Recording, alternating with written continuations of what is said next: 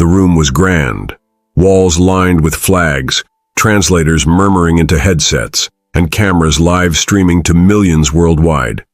A United Nations Special Forum on Global Development was underway. Captains of industry, presidents, ambassadors, all seated. Then he stood. Captain Ibrahim Traoré of Burkina Faso. Calm, collected, and unmistakably dignified in his military uniform with a green, gold, and red sash. A symbol of a nation often overlooked, but never broken. He began speaking, measured, respectful, powerful. His topic: a future where Africa is no one's shadow. As he spoke of education, sovereignty, and digital equality, many nodded, but not everyone. Suddenly, a Western delegate, a high-ranking official from a major European country, stood and shouted, "This is not Africa! Sit down!" The room froze. Heads turned. Cameras zoomed in. Some gasped. Others stared in shock. Ibrahim didn't flinch. He stood tall, gaze steady. Security moved in. Orders were whispered. Within seconds, he was surrounded. And just like that, he was escorted out. The world watched in real time. Social media erupted. But outside, in front of the waiting press, something unforgettable was about to happen. Outside the UN building, rain misted down gently on the concrete. Dozens of journalists rushed forward. Cameras clicked, microphones extended like spears. Ibrahim Traoré stood beneath the grand blue and white UN banner. A quiet storm behind his eyes. No anger, no shouting, just an eerie stillness. A female reporter asked nervously, "Captain, what just happened in there?" He took a breath, then slowly stepped forward to the microphone. He scanned the crowd, American press, African outlets, French journalists, Arab networks. Everyone waited. "They asked me to sit down," he said quietly, "because they forgot we also rise." Silence. Not a single sound. His voice remained calm, almost fatherly. "They treat Africa like a guest, but we are part of the house. We built parts of it with our hands, and they still wonder why the roof shakes when they ignore us." One cameraman whispered, "Is he crying?" No. But something in his tone made grown men's throats tighten. Online, live chats exploded with comments. "Who is this man?" "I'm crying." That line hit me hard. As Traoré stepped back, a UN official rushed toward him, whispering apologies. But the storm had just begun. The next morning, something strange happened. The official UN YouTube page removed the full video of the incident. Gone. But they were too late. Someone had recorded it, unedited, raw. Traoré's words, the outburst, the walkout, all of it. The video spread like wildfire. On TikTok, an emotional remix of his words played over a beat. "They asked me to sit down because they forgot we also rise." Millions viewed. Thousands cried. In Burkina Faso, people gathered in streets watching the footage on outdoor projectors. Elders wiped tears. Youths raised flags. In New York, inside the UN's media office, a debate erupted. "We can't let this spiral into a narrative about racism," one diplomat shouted. "It already has," another whispered. And inside a quiet hotel room across town, Traoré sat by a window, phone buzzing nonstop. He wasn't celebrating. He wasn't angry. He was thinking of the children back home, walking barefoot to school, using chalk on wood planks. "They don't know the world tried to silence me," he thought, "but I won't let the world silence them." He picked up a pen. He began writing a speech for the people, not the leaders. And this time, he wouldn't need permission to speak. The moment the Western delegate shouted, "This is not Africa," the room felt like it shattered. Chairs scraped, gasps echoed, and a stunned silence fell over the crowd. No one expected such a raw, disrespectful outburst at a place meant for unity. Ibrahim Traoré remained standing, unblinking, as security quietly moved closer. Cameras flashed, capturing every second. Around the world, millions held their breath, glued to their screens. The delegates' words weren't just loud. They cut deep, as if erasing a whole continent's identity with a sentence. The tension was thick, visible in the tightening jaws of diplomats, the wide eyes of journalists, the nervous shifting of nearby delegates. Traoré's calmness in the eye of the storm was remarkable. He said nothing, but his presence alone spoke volumes. Years of struggle, sacrifice, and the fight to be seen and heard. He was not just a man. He was the voice of millions whose stories were too often ignored. Security gently but firmly surrounded him. The press cameras kept rolling. Outside, the world waited for what would come next. The walk down the marble hall felt endless. Traoré's heart beat steadily, louder than the murmurs and whispers trailing behind him. As security escorted him out, some delegates looked away, others whispered apologies. But no one dared confront the scene head-on. The power of that one shouted phrase weighed heavier than any official protocol. Outside the grand doors, reporters pushed forward, eager to catch a glimpse of the man the world suddenly wanted to know. Traoré's face was calm, but determined, a storm held in check. He stepped forward, eyes scanning the crowd of cameras and microphones. The noise of the hall faded, replaced by an electric silence. And then, with the poise of a leader who has weathered storms far worse, he took the microphone. The world was about to hear something no one would forget. He looked into the sea of faces, journalists, cameras, skeptical officials, and spoke with a voice steady and full of quiet strength. They said this is not Africa, as if Africa is just a place on a map, not a heartbeat, not a story, not a people. His words echoed through the air, simple yet profound. The tension cracked, and a wave of emotion washed over the crowd. Some journalists' eyes glistened, others scribbled furiously. Africa is not a backdrop for others' stories. It is the storyteller, the warrior, the dreamer. You tried to erase us today, but we are everywhere, living, rising, demanding to be seen. The world stood still. For a moment no one spoke. Then the crowd erupted, not in chaos, but in a mixture of awe, respect, and a deep collective reckoning. That one sentence was more than a reply. It was a call for justice, dignity, and recognition, and the world had just begun to listen. As the cameras captured Traoré's calm yet powerful response, the world's reactions began to flood in. News outlets across continents scrambled to report the shocking incident. Social media exploded with hashtags like "This is Africa" and "Stand with Traoré" trending within minutes. Yet the reactions were mixed. Some saw him as a hero, a beacon of courage who stood up against disrespect and ignorance. Others called him defiant or controversial, twisting his words to fit their own narratives. In the grand halls of power, diplomats whispered behind closed doors. The Western delegate who shouted faced quiet reprimands. But the damage was done. Traoré had spoken a truth many feared to voice. Back in Burkina Faso, the news sparked a wave of pride and emotion. Streets filled with people watching the clips, tears rolling down faces as they listened to a voice many had longed to hear on the world stage. Amid the chaos, Traoré's message was clear. Africa would no longer be sidelined or silenced. Days after the event, Traoré found himself isolated. Invitations to other global forums dwindled. Some doors closed without explanation, but his spirit remained unbroken. He returned to Burkina Faso, greeted by thousands who saw him not just as a leader, but as a symbol of dignity and hope. Children held homemade signs quoting his words. Elders spoke reverently of his courage. In his hometown, he visited schools and villages, sharing stories not of defeat, but resilience.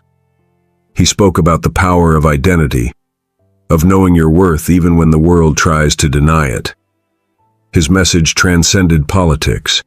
It touched the hearts of people hungry for respect and recognition. Though excluded by some powerful circles, Traoré's voice grew louder where it mattered most, among his people. One evening, as the sun set over the dusty plains of Burkina Faso, Traoré sat quietly in his office. His phone buzzed endlessly with messages of support from across the globe. But what struck him most were the letters from ordinary people, farmers, students, mothers, thanking him for standing up. That night, he realized his words had ignited more than just headlines. They had sparked a movement.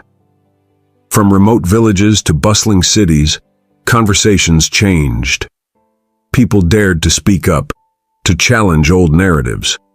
They began to believe in their own stories. The "This is not Africa" moment was no longer just a phrase. It was a rallying cry, a demand for respect, a declaration that Africa's story was theirs to tell. And with that, Traoré understood. His journey was far from over. Days passed after the incident, but the silence from powerful world leaders was deafening. No official statements, no invitations for dialogue. The halls of diplomacy seemed to close their doors on Ibrahim Traoré.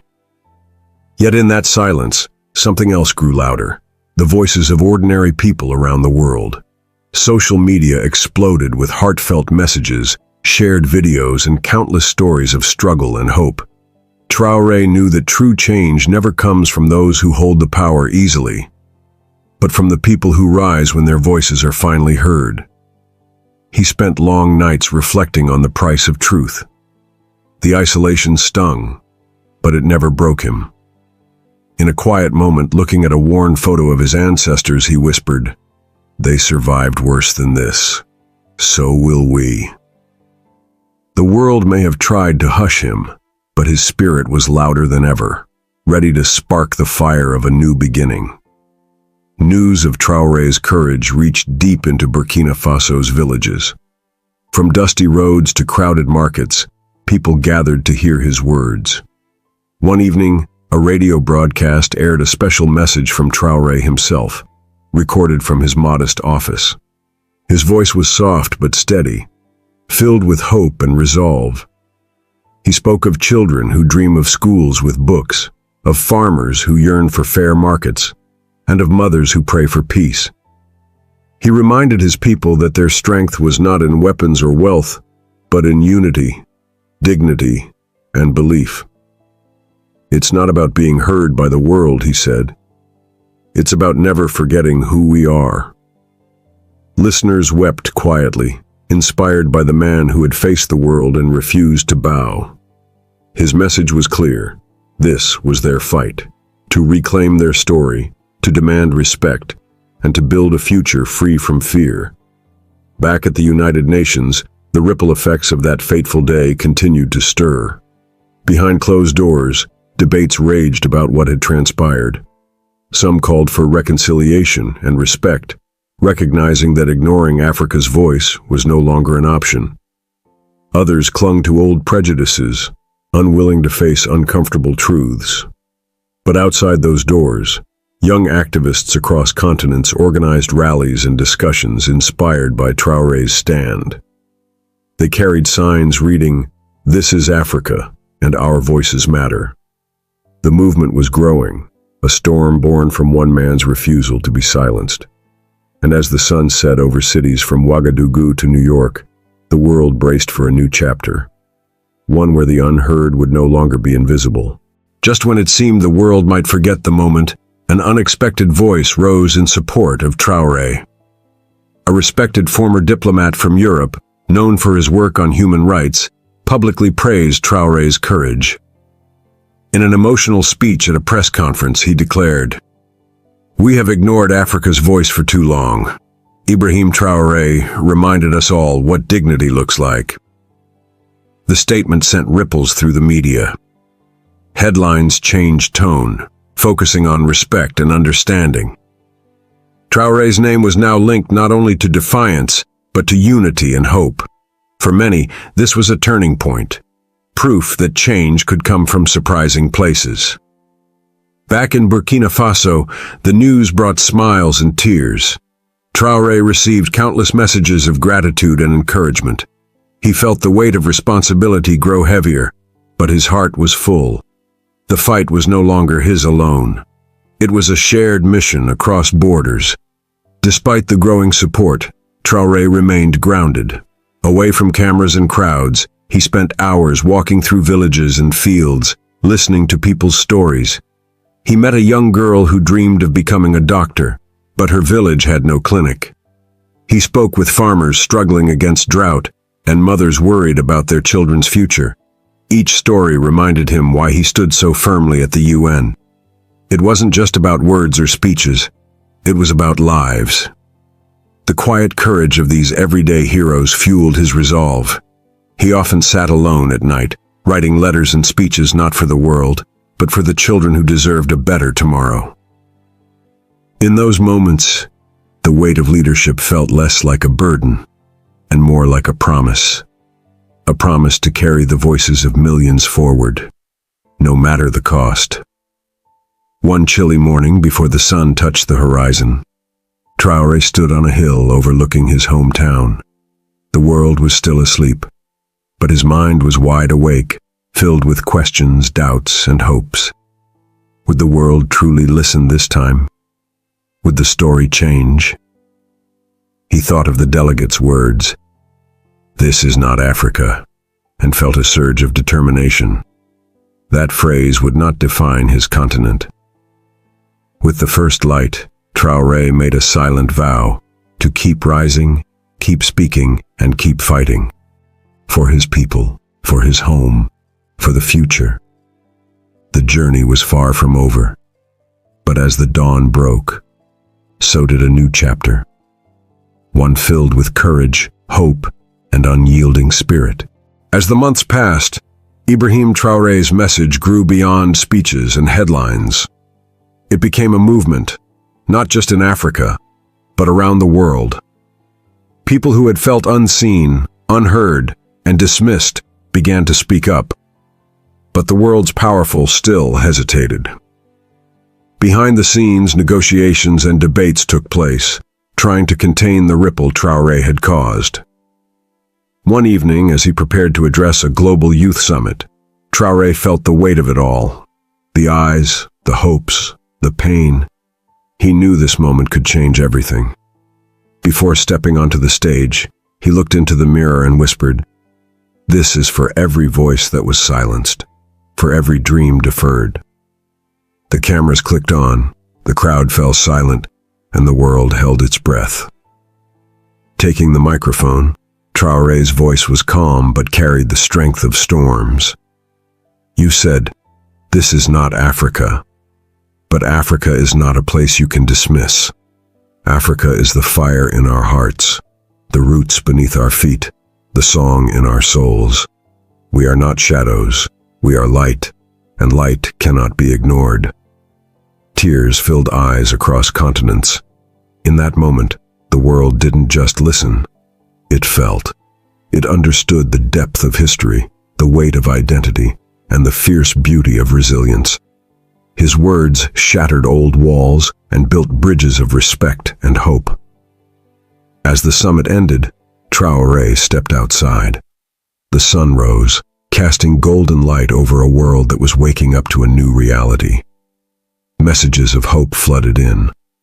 Children in villages smiled, inspired by a man who refused to be invisible. Leaders began to shift their views, realizing respect and equality were not just ideals, they were necessities. Traoré stood tall, not as a lone fighter, but as a symbol of a continent's heart. And as you watch this story unfold, remember, your voice matters, your story matters. And like Ibrahim Traoré, you have the power to rewrite the narrative.